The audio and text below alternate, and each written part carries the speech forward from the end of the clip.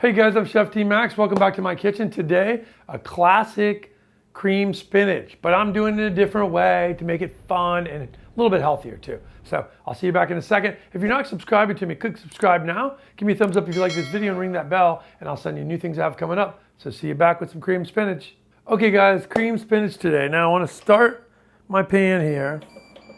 Now, traditional cream spinach, normally you would make a roux. So you take butter and flour and all that. I'm trying to kind of remove that excess flour that we don't need out of my life and maybe out of your life. And when you're gonna eat flour, have it be in something great, like an awesome pizza crust or a great sandwich with a great bread. Don't waste it on this boring stuff, right? So what I'm gonna do first is I'm gonna show you how I'm gonna use the texture of vegetables to give us that thickness and the mouthfeel of the roux without having a roux. So to do that, I'm gonna take 2 onions here, okay? And I'm gonna chop them. I don't need to really worry about how I chop them. I'm just sliced them in half. You can see this is just an onion that's sliced in half. And I'm just slicing it down. It doesn't have to be really extra fine or cut perfectly because we're gonna puree it. I've got 3 garlic cloves. Now, I'm gonna take some olive oil here. Now, you could put butter in this. I'm gonna try to make this, I have actually a vegan cream that I'm using. This is new vegan cream. It's out on the market. I'll link you guys to that as well. And then I'm gonna take some garlic. So you could just use heavy cream. So if you're using heavy cream already, then you can use butter in this too. And I think using real butter and real heavy cream, there's nothing wrong with that. From a healthy standpoint, I'm on the borderline with it. I kind of like to eat I do like cheese, I do like butter, I'm not that, it's not that I'm vegan, it's just like I alternate eating too much dairy so I don't have too much in my life, and I balance it out with some other non-dairy substitutes, right? So that are still healthy for you. So with this, I want to get the flavor of the garlic. So I start with the garlic, and while I've got this garlic going, I'm going to put a little bit of salt in there with it. Okay, and I season that garlic in that oil, right? And I'm going to put some pepper, like this. Beautiful. And then toasting that white pepper that's in there and this garlic together, getting this garlic, spice up this oil, right? That's what I'm looking to do. So it's gonna cook the garlic a little bit too, but I'm not too worried about that because it's gonna get cooked in the process. The only time you have to worry about garlic is not getting cooked is if you're not cooking it for a long time. It could still stay a little bit raw and too sharp. Now that's toasted like that, I'm gonna throw in my onions. You can see how simple that is, right? And I want to break those onions down like this. Okay, so they scatter around. And I'll move them. Now what I'm looking to do is move the garlic with that and start to saute these onions. So what we're looking for is a sauteed onion. It's going to cook down a little bit. And we're going to kind of cook the wateriness out of this dish. Now, traditionally, you would take spinach and blanch the spinach. The old school way would be like a roux, and then you take your spinach and blanch it, wring it out really good of no moisture, chop it up and put it in here. I'm not worried about that super like velvety texture you got from the roux, which is a nice texture, but you know, to be honest with you, when I cook spinach sometimes, the flavor of the water that the spinach gives off, to me, that is just pure. Sometimes I literally will take that juice. If we're sauteing spinach, I have that liquid. I'll take that, whisk in olive oil, and it's almost like makes almost a beautiful little sauce. It's crazy. So why would I want to just throw that away? I don't. I don't want to throw away those rich parts of the spinach. Now, one of the things that blanching the spinach is going to do for you is going to give you a brighter green spinach. Okay. Now, with this, I'm going to add in half of some chopped mushrooms. That's not classic either. So if you don't like mushrooms, don't put it in. I want to add the mushrooms in. So I'm going to add my mushrooms in. Now you can see where it's starting to get too brown here. I want the flavor of wine, which is also not usually put into cream spinach, but I'm going to make this like French version. And anything you do in France would require some white wine. I'm using a beautiful Sancerre, which is probably what I'm going to drink with this dish. So That's where I'm going to use it. This is nice dry white wine, beautiful flavors, okay? And what this allows me to do is to cook this down really nice. Now, I don't want to cover it yet because I want this liquid to all escape, right? Basically, what you're looking to do in this is create a texture, right? That's what the roux does. The roux creates a creaminess. Even though you would use roux and milk or roux and cream, and you would make this cream spinach that has a thick feel to it, I'm going to make this thick feel by having my onions giving me onion flavor, having my garlic giving me garlic flavor, having my mushrooms giving me mushroom flavor, having the wine give me beautiful acidity, right? And I'm going to let that all cook together. I'm going to put that with my cream, okay? And I'm going to puree that.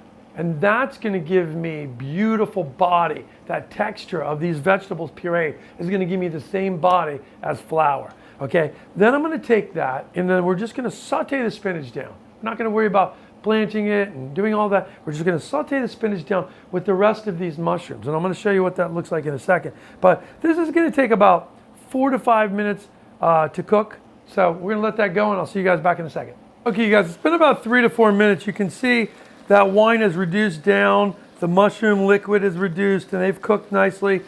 And the onions have cooked down the same way. The garlic's probably fully cooked now. At this point, I can add in my substitute here. Now, you can add in heavy cream at this time. I'm going to be adding in this this kind of non-dairy creamer. You can get those. You can look. I can send you the link for this one, or you can use any non-dairy creamer that you like. Obviously, this type is made with a mushroom extract protein that's really thicker, which is nice. Like if you use something like almond milk or something like that, it won't work as good because it's going to be very light. Even though you could use it, you're going to give up some of the consistency, but that's okay. You know, it's really not, still going to be nice, and it'll be much healthier if you use an alternative rather than using heavy cream for yourself. Unless you're working out a lot where you can burn off all that fat that you're going to intake with heavy cream, I would say try something different.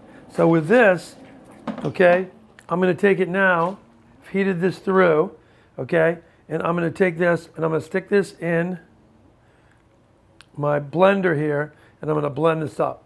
So let me get this blended, and I'm going to show you what it looks like, and I'll be right back. Okay, I've pureed this up, and now what I want to do is take a look at it, okay.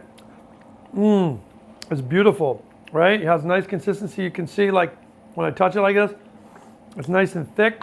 It's just like almost having a roux there. Now, at this point, I'm going to put some olive oil back in my hot pan here, and I'm going to put in mushrooms to saute, okay? And we're going to let those mushrooms saute until they're cooked, okay? I want to add a little bit of salt to them, okay? And I'm going to add a little pepper to them, white pepper.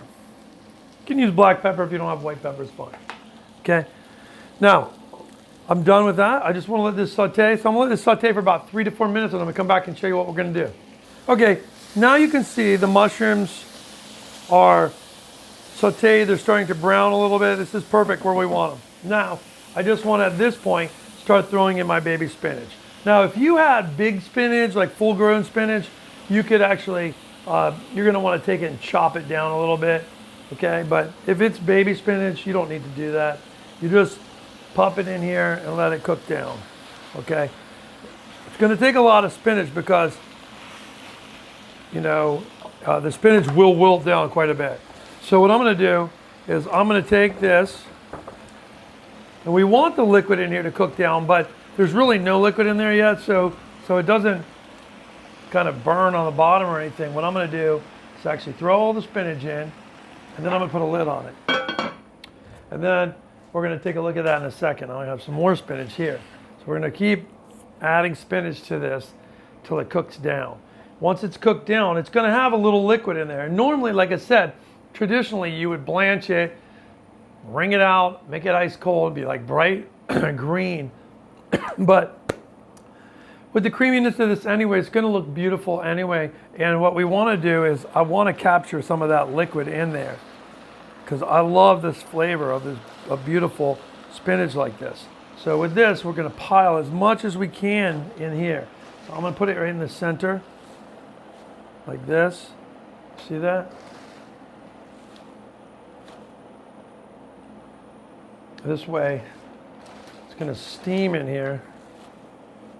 It'll steam in here in a second, as soon as I get this lid on it. But the rest of my spinach goes like this. All right, well, let's let that steam for a second. Okay, I'm gonna grab some tongs to make it a little bit easier to grab because we don't want anything in the center on the bottom getting burnt for whatever reason, right? We just want to make sure it's getting rotated here. And you can see the spinach is cooking nicely like this, right? We're rotating it. The really wilted spinach on the bottom here with the mushrooms. It's a lot of liquid, right? The liquid's coming from the spinach itself, which is normal. That's what we want, okay? Now, we're gonna let this cook down a little bit more, and I'm gonna put in my cream. Okay, let's start with that much because I think that's gonna be enough.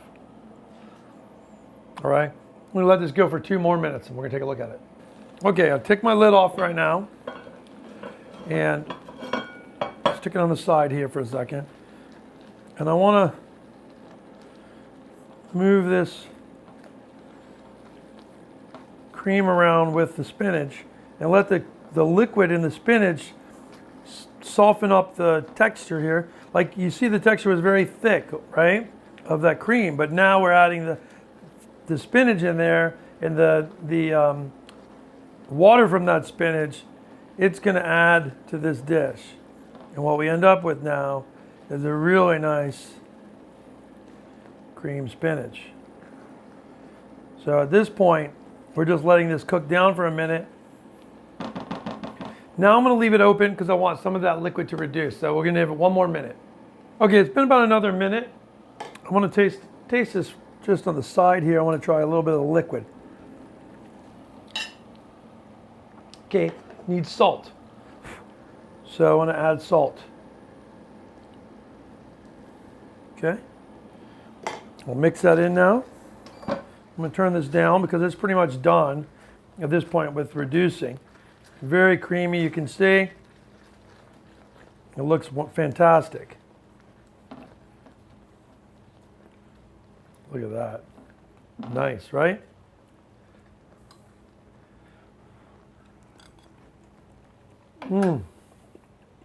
It's perfect. So at this point, I have a nice cassoulet dish here. I'm going to put it in here like this. And that's it. Put it like this. Smooth it over. From here, we can just bake this when we're ready. So I'll just let this cool like this. Now, for a topping for this, if you wanted to go with some kind of different crispy toppings, you could do that. You could do crispy shallots, which is some fried shallots you could put on top. You could do, I do olive oil breadcrumbs, right? And you can click up here to see the olive oil breadcrumbs. You can make those and scatter the olive oil breadcrumbs when you rebake this right out of the refrigerator. So have it like this. You can make this the day before, cover it with plastic wrap, put it in your fridge. Day of, pull it out, put your breadcrumbs on top, bake it in the oven for about 20 minutes till it's nice and hot throughout. The breadcrumbs get nice and toasty, and the whole dish comes together. You're gonna love it. You could just leave it as is if you want. If you want to make sure it's gluten-free, you can do that. It's super healthy this way. Of course, add cream, add butter to it if you want. Put some great breadcrumbs on top of it. Make it really tasty as well. It's your time, it's your family that you're cooking for. So do it your way, but just understand the addition of those flavors and how that works together. So I hope you enjoyed this, and give me a thumbs up if you did. Write me some comments and questions about things I can help you answer for your home cooking. So I'll see you back in the kitchen soon. I'm Chef Dean Max.